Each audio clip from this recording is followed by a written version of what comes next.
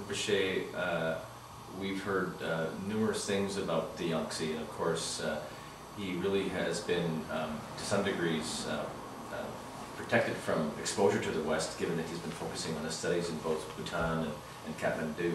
Can you give us a little insight about the Yangtze as a young man? What are some of his interests? And does he, in particular, know much about Vancouver? So normally Rinpoche is very interested in general knowledge a lot, and special histories. Rinpoche is very interested in general knowledge, special histories, and different cultures and different traditions. So yeah. So when we organize him, even in example, India is also a huge country. There are different states has different cultures, different traditions. So when we invite to different new state like that, so we always need somebody who is expert about the state to answer him, because he really asks very sharp questions on that state history, tradition, all those things. So first of all, so we always have to go and search who's expertise on that state history. We have to find someone like that. So yes, so he's very kind of keen on to find it out how it is in different parts of the world, and he's very keen on even on the environments, to find out about the environments. So he's young. From point of age, he's young, but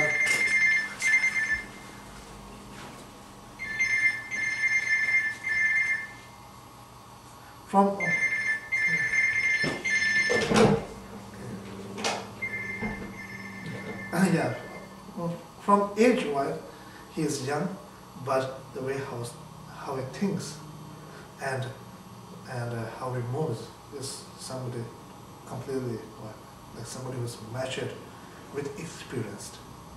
So that's how he looks. Amazing. Rinpoche, you commented earlier about Rinpoche's natural caring for people, and that this is something that you noticed has carried over from the previous Te Wa Khyentse into the Yangtze. This is a natural characteristic of him as a young man. Yeah, so some people ask me what do you find similarity in between the previous and the Yangtze? So I said, from my being with him, what I find is humble and caring. These are the two things that I can see, which His Holiness Te Wa Khyentse Rinpoche, although he is the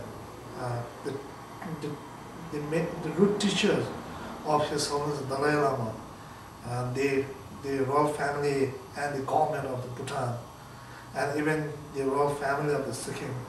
So also he was a teacher, advisor, a leader of lots of rulers, but still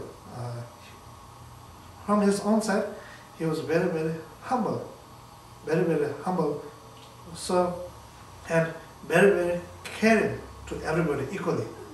So that's what I see in the Yangtze.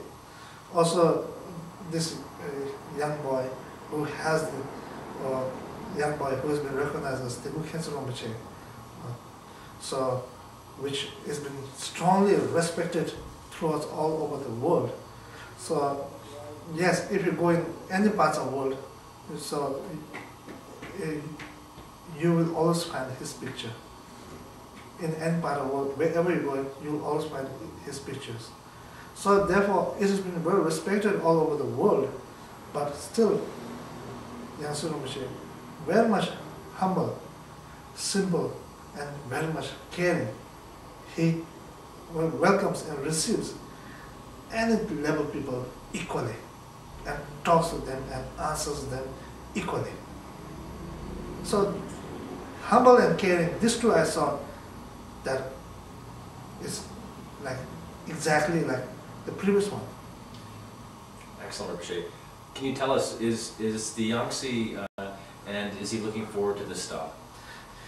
Rinpoche, yes, he has seen some pictures of Vancouver, and yes, and he's really looking forward for Vancouver. He's really looking forward for the Vancouver visit. Not only Rinpoche, but all with him and all this, the one who's going to travel with him. They're all looking forward for this Vancouver visit.